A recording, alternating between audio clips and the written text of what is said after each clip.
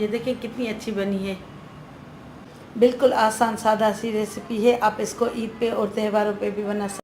अगर मेरी रेसिपीज़ आपको पसंद आए तो मेरे चैनल को सब्सक्राइब करें और बेल आइकन को दबाएं ताकि मेरी हर आने वाली नई वीडियो का नोटिफिकेशन आपको सबसे पहले मिले। बिस्मिल्लाहिर्रहमानिर्रहीम।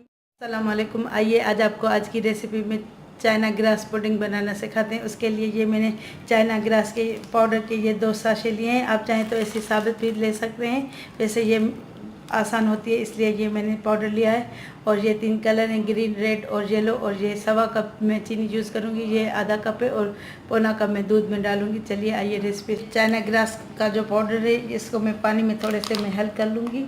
दोनों सारे को अलग अलग, एक क्योंकि एक की जेली बनाएंगे और एक दूध में डालेंगे। अब इसमें मैं थोड़ा सा पानी डाल के इसको हल कर लेती हूँ। दोनों में क्वार्टर कप पानी डाल के इसको मिक्स करने रखेंगे। इसको थोड़ी देर मिक्स करके रखेंगे ताकि ये अच्छी तरह इसमें घुल जाए।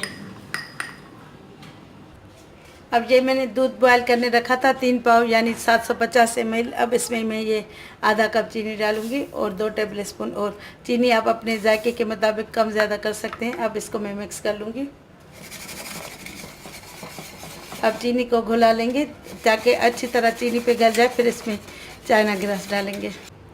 अब इसमें चीनी अच्छी तरह मिक्स हो चुकी है। अब मैंने ये जो चाइना ग्रास का मिक्सचर बनाया था ना, अब ये इसमें डालूंगी और इसको अच्छी तरह मिक्स कर लेंगे। अब इसको उबाल आने तक थोड़ी देर पकाएंगे।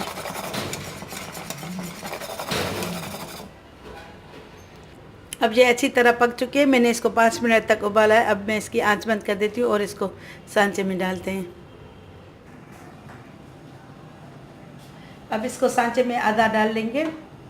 ये मैंने ठंडा पानी रखा है नीचे, इसको बर्फ़ का, इसमें पूरा आधा डाल लेंगे।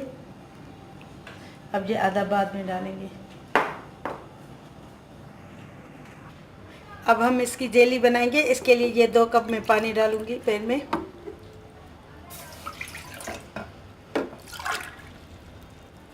अब पानी को पहले उबलने देंगे ताकि अच्छी तरह पानी गर्म हो जाए।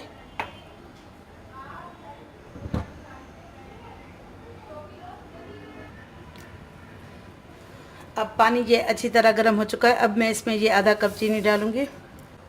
अब ये आधा टीस्पून वनीला एसेंस डालूंगी।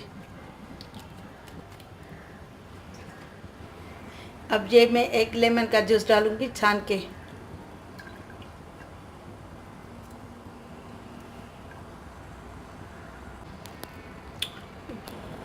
अब मैं इसमें ये चाइना ग्रास का मिक्सचर डालूंगी जो मैंने हल करके रखा था। अब इसको अच्छी तरह मिक्स कर लेंगे। इसको अच्छी तरह मिक्स कर लेंगे ताकि ये अच्छी तरह इसमें हल हो जाए।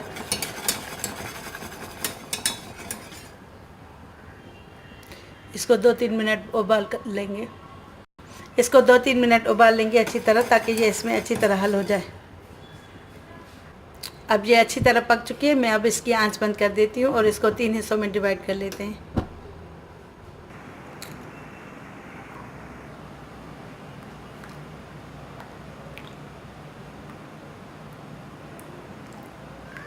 डाल लेंगे, एक में ग्रीन डालेंगे, पहले हल्का हल्का डालेंगे ताकि पता चले कि कैसा है।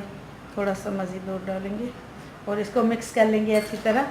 और इसमें रेड कलर डालेंगे।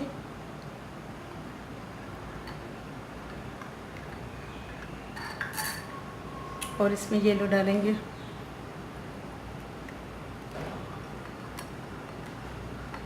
अब इसको अच्छी तरह मिक्स कर लेंगे। अब ये देखिए ये जम चुकी है दूध वाली जेली पुडिंग। अब इसमें ये आपकी मर्ज़ी है, पहले कोई सा भी कलर डालें। थोड़ा सा इसकी मैं गरमाइश निकाल लेती हूँ, फिर इस पर डालती हूँ। अब मैं इसमें ये जेली डालूँगी। इस पर थोड़ा सा, अब मैं इसमें ये जेली डालूँगी। थोड़ा सा चम्मच, ऐसे चम्मच पकड़ेंगे, फिर चम्मच के मदद से डालेंगे। डायरेक्ट नहीं डालेंगे वरना ये दूध पे पिघल जाएगा। अब मैं इसको जेली को जमाने रखती हूँ, फिर इसमें दूसरी जेली डालेंगे। तो फ्रीज़र में 20 मिनट रखा था। अब ये जम चुकी है जेली। अब इसमें ये मैं सेकेंड लेयर लगाऊंगी। इसको भी उसी तरह पहले चम्मच डालेंगे, अब ये थोड़ा थोड़ा ठंडा हो चुका था, इसका धुआं निकल चुका था, ये जल्दी जम जाएगा।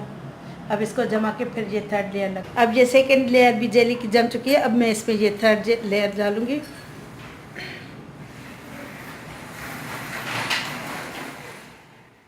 इसको भी फ्रिज में रखती हूँ 10-15 मिनट ताकि ये अच्छी तरह सेट हो जाए।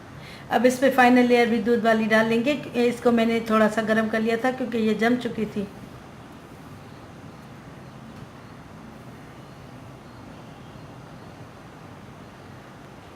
अब मैं इसको सेट होने के लिए रख देती हूँ। ये बिल्कुल ठंडा हो चुका है, मैंने इसको 1 घंटे तक फ्रिज में रखा था। ये देखें ये बिल्कुल सेट हो चुका है। अब इसके साइड छुड़ा लेंगे। अब इसको डिश आउट कर लेंगे।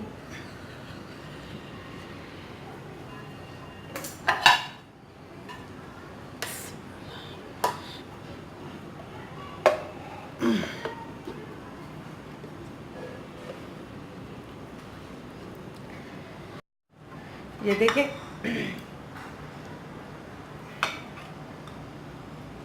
ये देखें कितनी अच्छी बनी है।